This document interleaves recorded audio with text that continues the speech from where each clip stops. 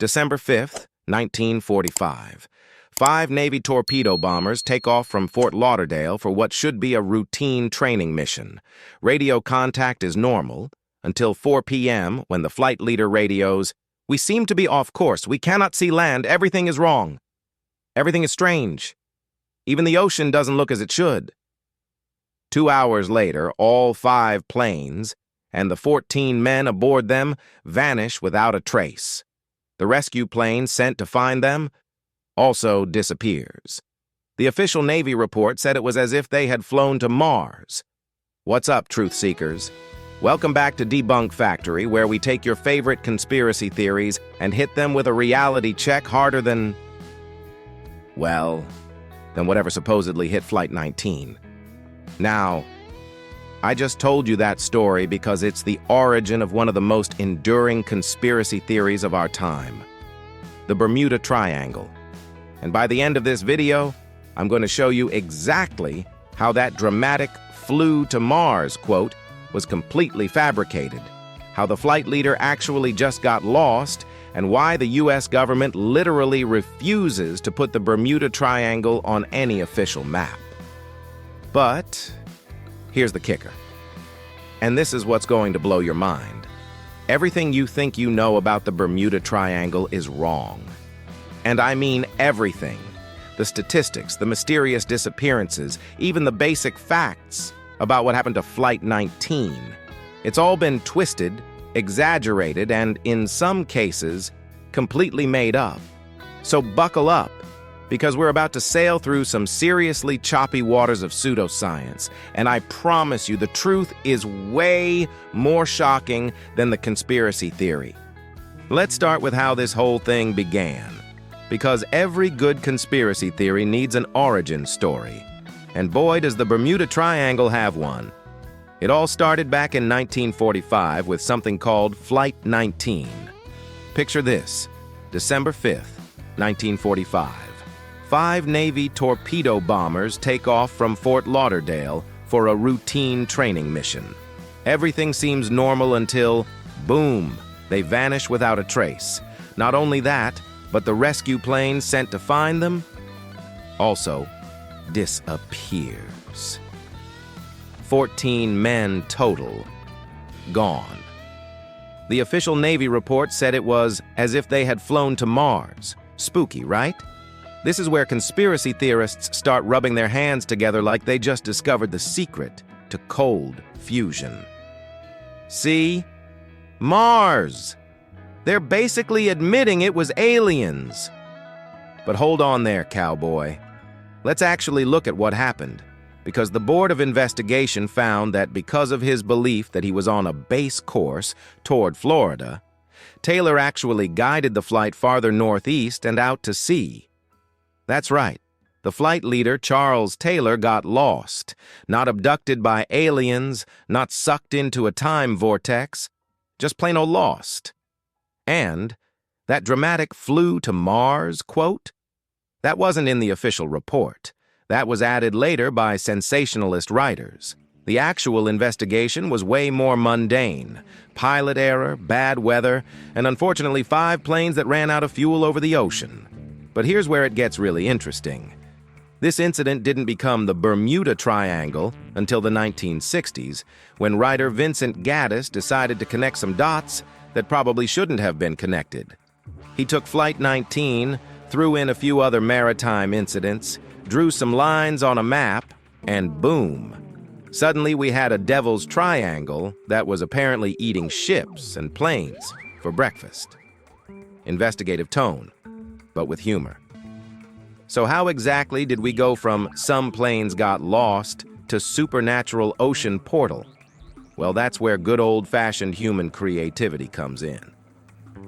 The modern Bermuda Triangle myth was really popularized by Charles Berlitz in his 1974 book, The Bermuda Triangle.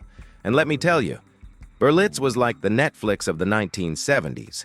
He took a few real incidents, added a lot of dramatic flair, and suddenly everyone was binge-watching his theories. Berlitz claimed that ships and planes were disappearing at an alarming rate in this triangular area between Florida, Bermuda, and Puerto Rico. He threw around numbers like confetti at a conspiracy theory convention. Hundreds of ships, thousands of lives, all vanishing into thin air. But here's where things get interesting. In 1975, Larry Kusch published a book debunking the legend, revealing that reports about the triangle had been inaccurate, exaggerated, or unverified. He concluded that the number of incidents in this area wasn't significantly higher than in any other part of the ocean. Wait, what? You mean someone actually did their homework? Kusch went back and checked the actual records, and guess what he found? Many of the mysterious disappearances never happened at all. Others happened in completely different locations. And the ones that did happen in the area, they had perfectly reasonable explanations.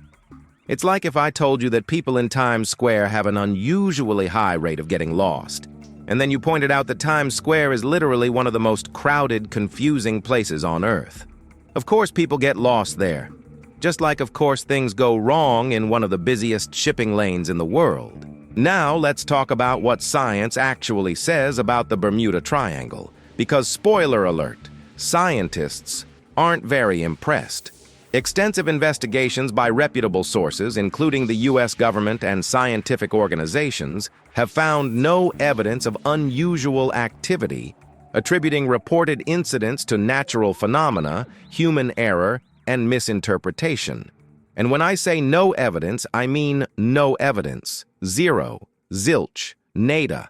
The National Oceanic and Atmospheric Administration, NOAA, and AAA, you know, the people whose job it is to study oceans, have stated that there is no evidence that mysterious disappearances occur with any greater frequency in the Bermuda Triangle than in any other large, well-traveled area of the ocean.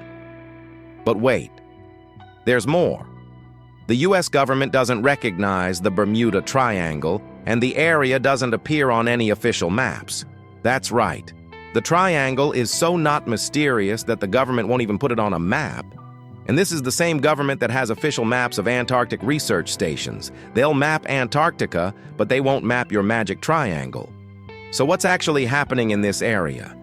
Well, it turns out the Bermuda Triangle is located in one of the most heavily traveled shipping and aviation routes in the world. Karl Kruszelnicki claims to have an answer to the mysteries of the notorious Bermuda Triangle, saying it is a heavily traveled area, meaning more accidents are likely to happen, and the number of disappearances aren't unusual due to human error and poor weather. It's like being surprised that there are more car accidents on the highway than on your quiet residential street. More traffic equals more accidents. It's not rocket science, though apparently it might as well be for conspiracy theorists. Now, don't get me wrong. The area that conspiracy theorists call the Bermuda Triangle can actually be pretty dangerous. But not because of aliens or time portals. It's dangerous because it's, you know, the ocean. This region is prone to sudden, violent storms. The Gulf Stream runs right through it, which can quickly erase evidence of disasters. There are underwater geological features that can affect navigation instruments. And let's not forget that this is the same ocean that gave us the phrase, Bermuda Triangle. Sorry, I meant hurricane season. The area also has some legitimate natural phenomena that can be dangerous. There are methane gas hydrates on the ocean floor that can theoretically cause ships to lose buoyancy if they're released in large quantities. But even this has never been confirmed as the cause of any disappearances. Scientists have also looked into the possibility of rogue waves. These are massive waves that can appear suddenly and sink ships. But while rogue waves are certainly capable of capsizing or breaking a ship, we have no definitive evidence tying them to any of the naval disasters in the Bermuda Triangle. The point is, there are real scientific explanations for why things might go wrong in this area. But none of them involve supernatural forces, and none of them make this area any more dangerous than other busy oceanic regions. Now, don't get me wrong. The area that conspiracy theorists call the Bermuda Triangle can actually be pretty dangerous. But not because of aliens or time portals. It's dangerous because it's, the ocean. This region is prone to sudden, violent storms. The Gulf Stream runs right through it, which can quickly erase evidence of disasters. There are underwater geological features that can affect navigation instruments. And let's not forget that this is the same ocean that gave us the phrase, Bermuda Triangle. Sorry, I meant hurricane season. The area also has some legitimate natural phenomena that can be dangerous. There are methane gas hydrates on the ocean floor that can theoretically cause ships to lose buoyancy if they're released in large quantities. But even this has never been confirmed as the cause of any disappearances. Scientists have also looked into the possibility of rogue waves. These are massive waves that can appear suddenly and sink ships. But while rogue waves are certainly capable of capsizing or breaking a ship, we have no definitive evidence tying them to any of the naval disasters in the Bermuda Triangle. The point is, there are real scientific explanations for why things might go wrong in this area. But none of them involve supernatural forces, and none of them make this area any more dangerous than other busy oceanic regions. So why do people keep believing in the Bermuda Triangle? What is it about this particular patch of ocean that captures our imagination so completely? Well, humans love a good mystery. We're pattern-seeking creatures, and when we can't immediately explain something, our brains start filling in the blanks. And let's be honest, Pilot got lost in bad weather is a lot less exciting than alien abduction portal. The Bermuda Triangle also benefits from what psychologists call confirmation bias. Once you believe something is mysterious, you start looking for evidence that supports that belief while ignoring evidence that contradicts it. Every plane that lands safely? Ignored. Every ship that makes it to port? Boring. But one vessel that runs into trouble. See? The triangle strikes again. There's also the fact that the ocean is genuinely mysterious and scary to most people. It's vast, it's dark, and we've only explored about 5% of it. So, when something goes wrong out there, it's easy to imagine supernatural explanations. Plus, let's be real. The ocean is already pretty terrifying without adding conspiracy theories. Have you seen what lives down there? Giant squids, angler fish, and whatever the hell a blobfish is supposed to be. The ocean is basically nature's horror movie, so adding a few disappearing ships doesn't seem that far-fetched. Let's talk numbers, because conspiracy theorists love throwing around dramatic statistics. Hundreds of ships, thousands of people, all vanishing without a trace. But when you actually look at the data, the story changes pretty quickly. Since 1930, more than 325 planes and more than 1,200 ships have disappeared, crashed, or sunk into the Bermuda Triangle, which is an area roughly the size of Alaska.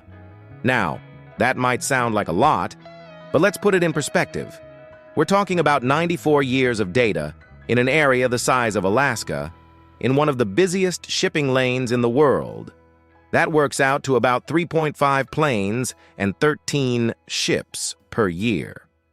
To put that in context, according to the Federal Aviation Administration, there are about 45,000 flights per day in U.S. airspace. Even if we assume just a fraction of those fly through the Bermuda Triangle area, we're talking about thousands of successful flights for every incident.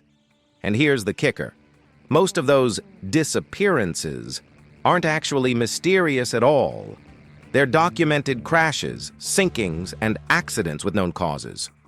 The mystery only exists if you ignore the official reports and investigations.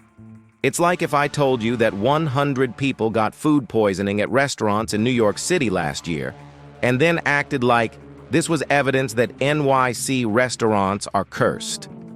Yeah, 100 people sounds like a lot, until you remember that millions of people eat at NYC restaurants every day.